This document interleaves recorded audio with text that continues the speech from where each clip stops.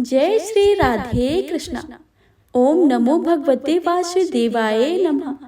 ओम नमः शिवाय।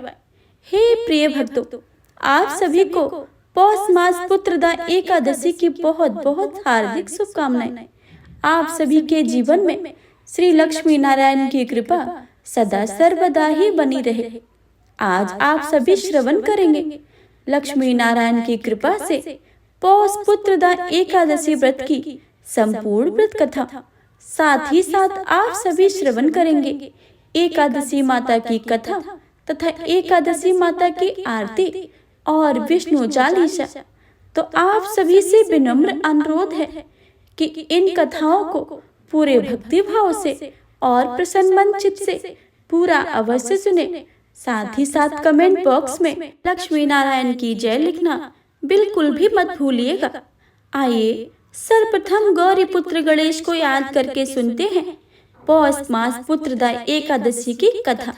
तो प्रेम से बोलिए गौरी पुत्र गणेश भगवान की जय, लक्ष्मी नारायण भगवान की जय। हे प्रिय भक्तों, भगवान श्री हरि के मुख से सफला एकादशी की कथा को सुनकर धर्मराज युधिष्ठिर बोले, युधिष्ठिर हे कृपा सिंधु, आपके श्रीमुख से पौष माह के कृष्ण पक्ष को आने वाली सफला एकादशी की कथा को सुनकर हम तृप्त हो चुके हैं और अब मैं पौष माह के शुक्ल पक्ष को आने वाली एकादशी के बारे में जानने को बहुत ही इच्छुक हूँ। अतः हे केशव, इस एकादशी को किस नाम से जाना जाता है? इस एकादशी को व्रत करने का क्या विधान है? इस एकादशी व्रत के पुण्य फल को किस रूप में प्राप्ति होती है? इस व्रत से किन देवताओं का पूजन करके विशेष रूप से उनका व्रत किया जाता है, सो हमें सह विस्तार बताने की कृपया करें। भगवान श्री कृष्ण कहते हैं कि हे राजन, पौष माह के शुक्ल पक्ष को आने वाली एकादशी को पौष पुत्रदा एकादशी के नाम से जाना जाता है। इस व्रत में भी भगवान श्री हरि विष्णु की पूजा उपासना की जाती है। इस नश्वर संसार में मनुष्य के सभी मनोकामनाओं को सिद्ध करने वाला पुत्रदा एकादशी के अतिरिक्त कोई दूसरा व्रत नहीं है। इस व्रत का अनुष्ठान पूर्ण विधि विधान के साथ किया जाना चाहिए। इस व्रत के पुण्य फल से मनुष्य विद्वान, तपस्वी और धनवान होता है। अब मैं तुम्हें इस एकादशी व्रत की एक रोचक कथा सुनाने जा रहा हूँ, अतः तुम्हें इसे पूरे ध्यान पूर्वक सुनना चाहिए। प्राचीन काल में भद्रावती नामक नगरी में सुकेतुमान नामक राजा राज्य करता था। वह संतान सुख से वंचित था। उसकी भार्या का नाम शैब्या था। वह भी संतान सुख की लालसा में अत्यंत चिंतित रहा करती थी। राजा को अब धन धान्य, स्त्री बांधव, राज वैभव, इन सब में से किसी का भी सुख अनुभूति प्राप्त नहीं हो रही थी। राजा के पितृ भी रो रो कर पिंडदान स्वीकार किया करते थे।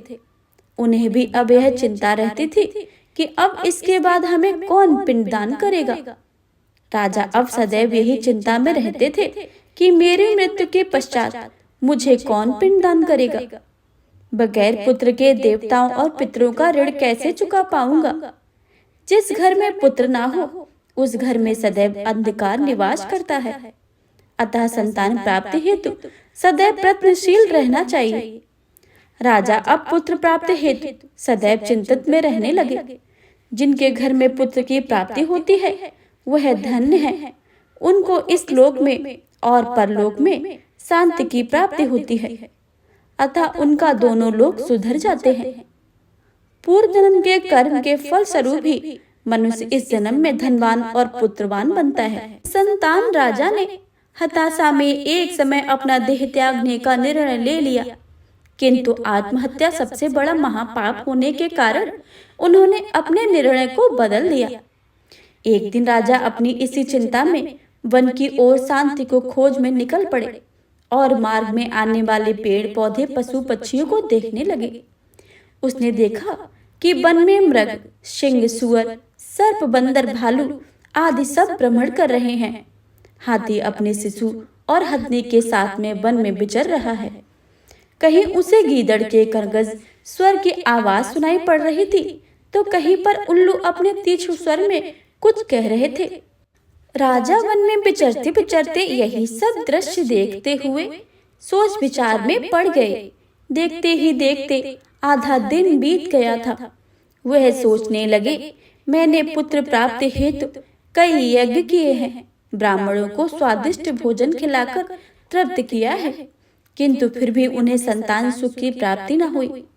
आखिर क्यों ऐसा उनके ही साथ हो रहा है, वो समझ नहीं पा रहे थे। वन में बिहरते बिहरते उन्हें प्यास लगी और अत्यंत दुख के मारे वो जल की तलाश में यहाँ वहां फिरने लगे। थोड़ी ही दूरी पर राजा को एक सरोवर दिखाई दिया। सरोवर के पास आने पर राजा ने देखा कि सरोवर में मगरमच्छ, सारस, हंस आदि विहार कर रहे थे और सरोवर के चारों ओर ऋषि मुनि के आश्रम विद्यमान थे। राजा जल स्रोत को देखा, वहां जल पीने अपने अंश के नीचे उतर गए और उसी क्षण उन्होंने दाहिने अंग फड़कने लगे। राजा उसे कोई शुभ संकेत मानकर वहां बने आश्रम की ओर तुरंत दौड़ पड़े। आश्रम में स्थित मुनियों सदा आदर बंदन करते हुए वहीं पर बैठ गए। राजा को अपने समक्ष पाकर ऋषिगण अत्यंत प्रसन्न हुए और कहा, ऋषिगण, हे राजन, हम तुम्हारे आदर भाव से अत्यंत प्रसन्न हैं, अतः तुम हमसे जो मांगना चाहते हो वो कहो। राजा कहने लगे कि हे मुनि श्रेष्ठ, आप कौन हैं और किस प्रयोजन से यहाँ आए हुए हैं, कृपया करके मुझे बताइए। ऋषिगण कहने लगे कि हे राजन, आज संतान सुख प्रदान करने वाली पुत्रदा एकादशी का पर्व है और हम सभी ऋषिगण विश्वदेव और इस पवन सरोवर में स्नान करने हेतु यहाँ आए हैं। यह सुनकर राजा अत्यंत हर्षित हो उठे और कहा, हे भूदेव, मुझे भी कोई संतान नहीं है। यदि आप मेरे सेवा भाव से प्रसन्न हैं तो मुझे एक पुत्र की प्राप्ति का वरदान दे।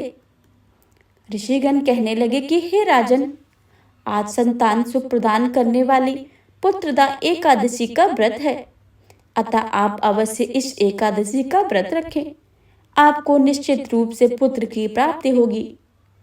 मुनि के ऐसे वचनों से प्रभावित होकर राजा ने उसी दिन एकादशी का व्रत किया और अगले दिन द्वादशी तिथि को व्रत का पारण करके व्रत का समापन किया।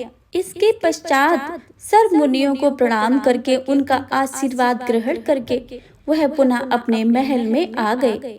व्रत के प्रभाव से कुछ ही माह में महारानी ने गर्भ धारण किया और 9 माह के अवधि समाप्त होते ही उन्हें एक पुत्र की प्राप्ति हुई। वह पुत्र बहुत तेजस्वी और सूरवीर होने के साथ साथ प्रजापालक भी हुआ।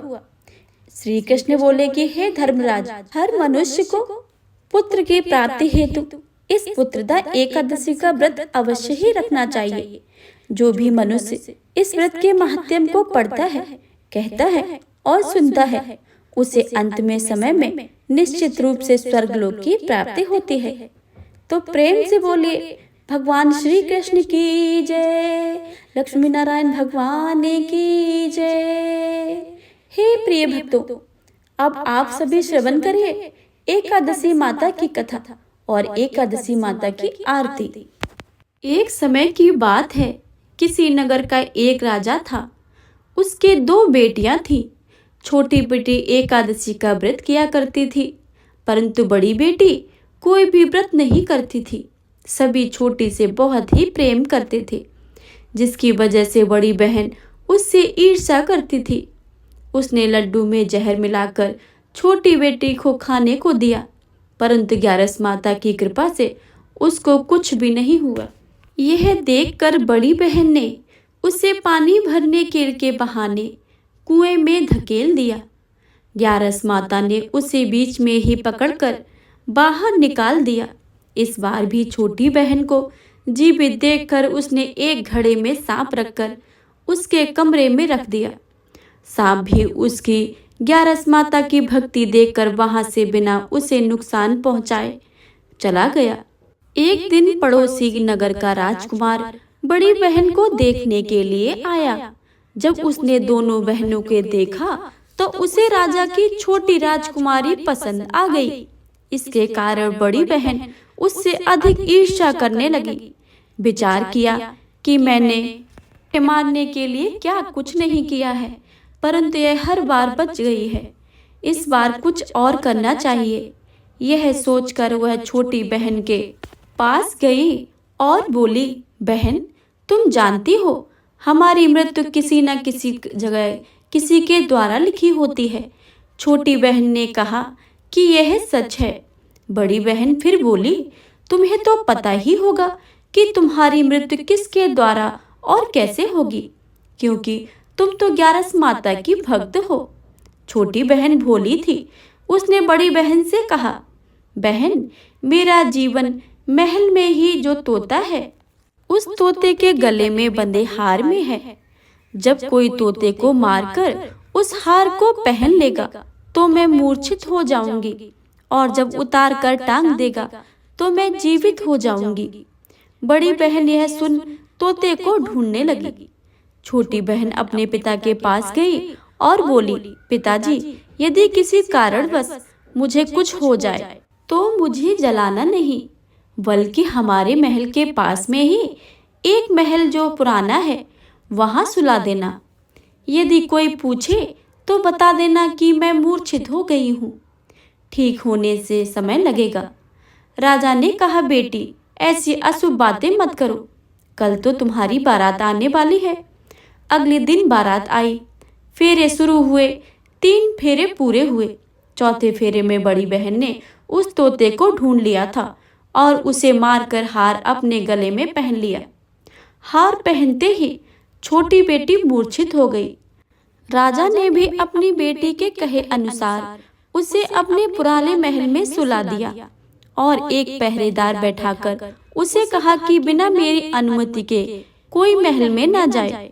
कुछ ही पल में बड़ी बहन पिता के पास आई और बोली, पिताजी, छोटी बहन को सुन मुझे बहुत दुख हुआ है, परंतु घर आई बारात को खाली हाथ लौटाना अच्छी बात नहीं है। आप चाहें तो मेरी शादी राजकुमार से करवा दें। ईश्वर की इच्छा के आगे हमारा कोई वश नहीं होता है। राजा को बड़ी बेटी की बात उचित लगी और बड़ी बेटी को छोटी के वस्त्र पहनाकर फेरों में बिठा दिया। राजकुमार ने देखकर कहा, यह मेरी दुल्हन नहीं है। मैं कैसे विवाह कर सकता हूँ, क्योंकि यह मुझे नहीं है जिसके मेरे साथ 3.5 फेरे हुए हैं। जब वह बोलती तो मुझे मुख में फूल झड़ते। सभी के समझाने पर राजकुमार ने विवाह के लिए हाँ कर दिया और बड़ी बेटी का विवाह राजकुमार के साथ हो गया। विदाई के बाद जब सभी बहू को लेकर अपने महल आए, वहां बहू की अच्छी प्रकार से स्वागत किया, लेकिन राजकुमार ने उसे बात तक नहीं की और न ही उसके हाथ का पानी तक पिया। उसके हाथ से बना भोजन भी नहीं खाया। राजकुमार ने मन में विचार किया, आखिर मेरी पत्नी के साथ ऐसा क्या हुआ है, इसका मैं पता लगाकर ही रहूंगा। दुखी मन से एक दिन राजकुमार घोड़े पर बैठकर शिकार के लिए निकला। घोड़ा वहीं जाकर रुका जहां राजकुमारी की अधमरी लाश को रखा था। अचानक घोड़े के रुकने से राजकुमार ने सोचा, कोई कारण तो है जो घोड़ा यहाँ आकर रुका है। वह घोड़े से उतरकर पुराने महल की तरफ गया। वहां खड़े चौकीदार से पूछा, यह महल किसका है? वहां एक खाट पड़ी थी। खाट पर कौन सो रहा है? तब चौकीदार ने उन्हें सारी बातें बता दी और कहा कि वह वही राजकुमारी है जो फेरों के समय मूर्छित हो गई थी। राजकुमार ने सोचा, यह तो मेरी पत्नी है जिसके साथ मैंने 3.5 फेरे लिए थे।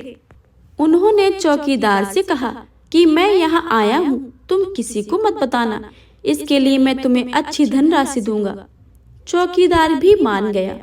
तब राजकुमार खाट के पास गया और देखा कि राजकुमारी मूर्छित पड़ी है। और राजकुमार ने बचे हुए 3.5 फेरे वहीं ले लिए और रात को वहीं पर रुक गया। राजकुमारी ने जब रात को अपने पति को वहां देखा तो वह खूब रोई। राजकुमार ने पूछा, तुम अचानक फेरों के समय मूर्छित कैसे हो गई थी? तुम्हारे पिता ने मेरी शादी तुम्हारी बड़ी बहन से करवा दी, जबकि मैंने तुम्हारी बड़ी बहन को स्वीकार ही नहीं किया है। तुम दिन में मूर्छित थी तो रात में तुम कैसे जीवित हो गई हो? और कौन सा राज है, मुझे बताओ। राजकुमारनी ने तोते और हार की सारी बात अपने पति को बताई और यह भी बताया कि मैंने यह बात केवल मेरी बड़ी बहन को बताई थी। यह सब उसने किया है क्योंकि यह मुझे बहुत ईर्ष्या करती है। उसने मुझे कई बार मारने को भी चाहा, परंतु एकादशी माता की कृपा से मैं हमेशा ही सुरक्षित रही हूँ। मेरी बहन दिन में हार पहनकर रखती है, तब मैं मूर्छित रहती हूँ।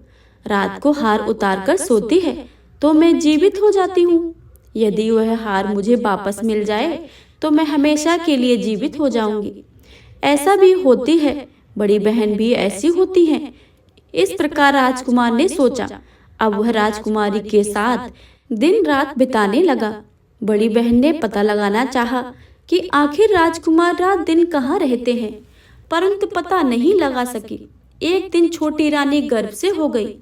वह राजकुमार से बोली, मुझे चाहे बेटा हो या बेटी हो, रात में ही हो तो अच्छा है, क्योंकि दिन में मैं मूर्छित रहती हूँ। एक दिन राजकुमार को किसी काम के लिए बाहर जाना पड़ा। उस दिन रानी को प्रसव हो गया। वह ग्यारस माता को याद करती। ग्यारस माता आकर स्वयं उसका प्रसव करवाती। उसके एक सुंदर पुत्र का जन्म होता है। तभी वहां राजकुमार वापस आ जाता है। वह भी ग्यारस माता के दर्शन कर लेते हैं। ग्यारस माता कहती हैं कि यह मेरी परम भक्त है। जब तुम्हारा बेटा 5 वर्ष का हो जाए तो जब हार लाकर अपनी पत्नी को पहना देना। देखते ही देखते छोटा राजकुमार 5 वर्ष का हो गया। राजकुमार युवराज से कहते हैं, बेटा मैं एक काम पूरा करके आता हूँ, तब तक तुम अपनी माँ के साथ खाट के पास ही रहना। बड़ी रानी युवराज का पता लगा लेती है और उसको उठवाकर उसके टुकड़े करवा देती है। एक टुकड़ा चक्की के नीचे तथा दूसरा टुकड़ा पलंग के नीचे रख देती है। छोटी रानी को जब यह पता चलता है तो वह ग्यारस माता को याद करती है। ग्यारस माता उसकी पुकार सुनकर बड़ी रानी के पास भिक्षा लेने जाती हैं। बड़ी रानी दासी के साथ भिक्षा भिजवाती है। ग्यारस माता भिक्षा लेने से इनकार कर देती हैं और कहती हैं, तुम्हारी रानी के हाथ से ही भिक्षा लूंगी। तब बड़ी रानी भिक्षा देने के लिए बाहर आती हैं। तो ग्यारस माता बिल्ली का रूप धरकर अंदर जाकर बच्चे के दोनों टुकड़ों को जोड़कर उसके प्राण फूंक देती हैं। बच्चा जीवित हो जाता है। वह बच्चे को लेकर चली आती हैं। फिर राजकुमार अपने बेटे को लेकर अपने महल जाते हैं। बड़ी रानी से कहते हैं, रानी यह बच्चा मेरे दूसरे रिश्तेदार का है। यदि तुम इसे प्यार से रखोगी तो हो सकता है मेरे दिल पर तुम पर आ जाए। तब वह बड़ी रानी उसे बड़े प्यार से रखती है। एक दिन राजकुमार अपने बेटे से कहता है कि बेटा तुम अपनी मौसी से हार मांग लो, हम यह हार तुम्हारी माँ को पहना देंगे। बच्चा जब हार मांगता है तो रानी को याद आता है कि उसके पति ने कहा था कि मैं बच्चे को प्यार से रखूंगी तो वो मेरे हो जाएंगे। यही विचार करके वह हार बच्चे को दे देती है। राजकुमार कहते हैं कि रानी आज तुम हमारे हाथों से बना हुआ खाना खाएंगे। तुम खाना बनाओगे तब तक हम आते हैं। रानी बहुत खुश होकर खाना बनाती है। राजकुमार अपने बेटे को लेकर छोटी रानी के पास जाते हैं और वह हार उसे पहना देते हैं। छोटी रानी जीवित हो जाती है। राजकुमार छोटी रानी व युवराज को लेकर अपने महल जाते हैं और बड़ी रानी को उसके पिता के पास ले जाते हैं और उन्हें सारी बातें बताते हैं। राजा यह बात सुनकर बड़े ही दुखी होते हैं और अपनी बेटी की वजह से बहुत ही शर्मिंदा होते हैं। ग्यारस माता की कृपा से छोटी रानी का घर संसार खुशियों से भर जाता है। तो प्रेम से बोलिए ग्यारस माता की जय। ग्यारस माता जैसे आपने छोटी राजकुमारी पर कृपा की है, वैसे ही कृपा अपने सभी भक्तों पर बनाए रखना। बोलिए ग्यारस माता की जय। प्रिय श्रोताओं, अब आप सभी श्रवण करिए ग्यारस माता की आरती। ओम जय एकादशी माता, मैया जय एकादशी माता। विष्णु पूजा व्रत को धारण कर शक्ति मुक्ति पाता। ओम जय एकादशी माता। तेरे नाम गिनाऊं देवी, भक्ति प्रदान करनी। गढ़ गौरव की देनी माता, शास्त्रों में वरनी। ओम जय एकादशी माता। मार्गशीर्ष में कृष्ण पक्ष की उत्पन्ना विश्वतारिणी जन्मी। शुक्ल पक्ष में होए मोक्षदा, मुक्तिदाता बन आई। ओम जय एकादशी माता। पौष के कृष्ण पक्ष की सफला नाम के है। शुक्ल पक्ष में होए पुत्रदा, आनंद अधिक रहे। ओम जय एकादशी माता। नाम सठ तिला माघ मास में कृष्ण पक्ष आवे। शुक्ल पक्ष में जया कहावे, विजय सदा पावे। ओम जय एकादशी माता। विजया फागुन कृष्ण पक्ष में शुक्ला आमल की। पाप मोचनी कृष्ण पक्ष में चैत्र महाबल की। ओम जय एकादशी माता। चैत्र शुक्ल में नाम कामदा, धन देने वाली। नाम बरुथनी कृष्ण पक्ष में वैशाख महावाली। ओम जय एकादशी माता। शुक्ल पक्ष में होए मोहनी, अपरा ज्येष्ठ कृष्ण पक्षी।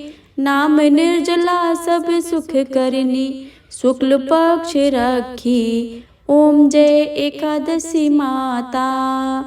योगिनी नाम आषाढ़ में जान्यो, कृष्ण पक्ष करनी। देव शनि नाम कहायो, शुक्ल पक्ष धरनी। ओम जय एकादशी माता।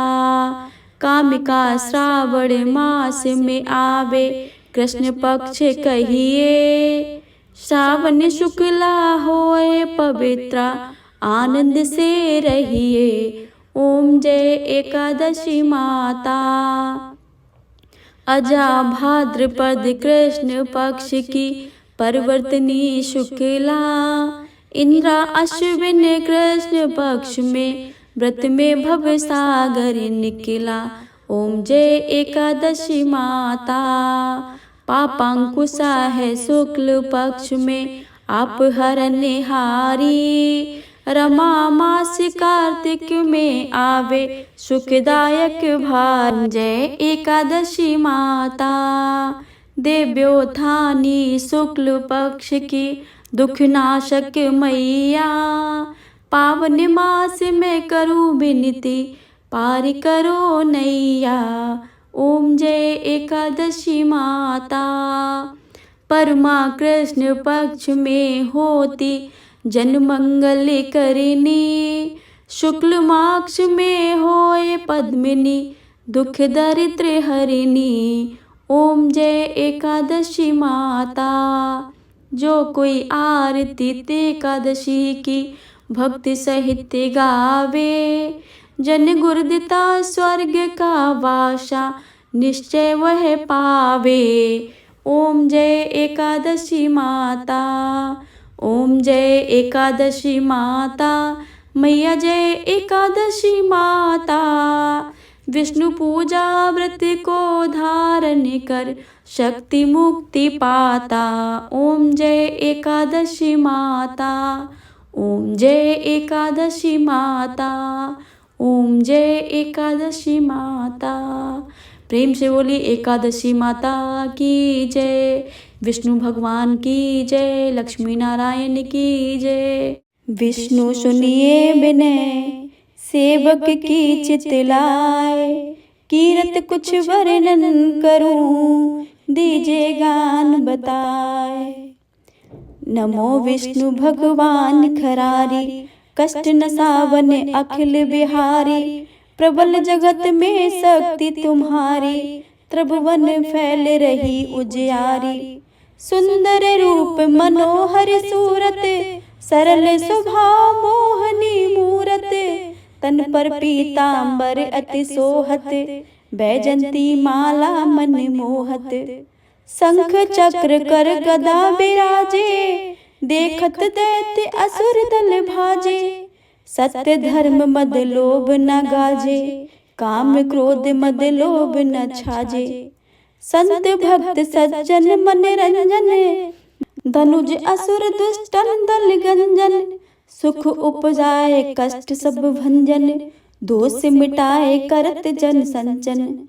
पाप काट भव सिंध उतारण, कष्ट नाश कर भक्त उबारण। करत अनेक रूप प्रभु धारण, केवल आप भक्ति के कारण। धरई धेनु बन तुम्हें पुकारा, तब तुम रूप राम को धारा। भार उतारे असुर दर मारा, रावण आदक को संघारा। आप 12 रूप बनाया, हरणाक्ष को मार गिराया। धर्मतस्य तन सिंधु बनाया, 14 रत्नन को निकलाया। अभिनख असुर चंद मचाया, रूप मोहनी आप दिखाया। देवन को अमृत पान कराया, असुरन को छवि से बहलाया। कर में रूप धर सिंधु मझाया, मंद्राचल गिर तुरत उठाया। शंकर का तुम फंद छुड़ाया, भस्मासुर का रूप दिखाया। वेदन को जब असुर डुबाया, कर प्रबंध उन्हें ढूंढवाया। मोहित बन कर खल ही नचाया, उस कर भस्म तुमने करवाया। असुर जलंधर अति बलिदाई, शंकर से उनकी लड़ाई। हार पार शिव सकल बनाई, कीन सती से छल खल जाई। सुमरन कीने तुम शिवरानी, बतलाई सब विपत कहानी। तुम तब बने मनीश्वर गानी, वृंदा की सब सुरत भुलानी। देखत तीज धनुज शैतानी, वृंदा आए तुम्हें लिपटानी। हो इस पर से धर्म क्षतिमानी, हना असुर उर शिव शैतानी। तुमने ध्रुव पहराद उबारे, हिरणाकुश आदिक खल मारे। गणिका और अजामिल तारे, बहुत भक्त भव सिंध उतारे। हरहु सकल संताप हमारे, कृपा करो हरि सिरजनहारे। देखो मैं निज दरस तुम्हारे, दीन बंधु भक्तन हितकारे। चाहत आपका सेवक दर्शन, करहूँ दहा अपनी मधुसूदन। जानू नहीं योग्य जप पूजन, होए यज्ञ स्तुति अनुमोदन। शील दया संतोष सुलक्षण, विदित नहीं बत बोध विलक्षण। करहूँ आपका किस विध पूजन, कुमत बिलोक होत दुख भीषण। करहूँ प्रणाम कौन विध सुमिरन, कौन भांति में करहूँ समर्पण। सुर मुनि करते सदा सेवकाई, हर्षित रहते परम गति पाई। दीन दुखिन पर सदा सहाई, निज जन जान लेब अपनाई। पाप दोष संताप नसाओ, भव बंधन से मुक्त कराओ। सुख संपत्ति दे सुख उपजाओ, निज चरणन को दास बनाओ। निगम सदा ये बिनय सुनावे, पढ़े सुने जो जन सुख पावे। प्रेम से बोलिए भगवान विष्णु की जय, माता लक्ष्मी की जय। ओम जय जगदीश हरे, स्वामी जय जगदीश हरे। भक्त जनों के संकट, दास जनों के संकट, क्षण में दूर करे। ओम जय जगदीश हरे। जो ध्यावे फल पावे, दुख बिन से मन का। सुख संपत्ति घर आवे, कष्ट मिटे तन का। ओम जय जगदीश। मात पिता तुम मेरे, शरण गहूँ किसकी, स्वामी शरण पढ़ूँ मैं किसकी। तुम बिन और न दूजा, आस करूँ जिसकी। ओम जय जगदीश हरे। तुम पूर्ण परमात्मा, तुम अंतर्यामी, पार ब्रह्म परमेश्वर, तुम सबके स्वामी। ओम जय जगदीश हरे। तुम करुणा के सागर, तुम पालन करता, तुम पालन करता। मैं सेवक तुम स्वामी, कृपा करो हरता। ओम जय जगदीश हरे। तुम हो एक अगोचर, सबके प्राणपति, स्वामी सबके प्राणपति। किस विधि मिलूं दयानिधि, तुमको मैं कुमति। ओम जय जगदीश हरे। दीन बंद दुख हरता, तुम रक्षक मेरे, स्वामी तुम ठाकुर मेरे।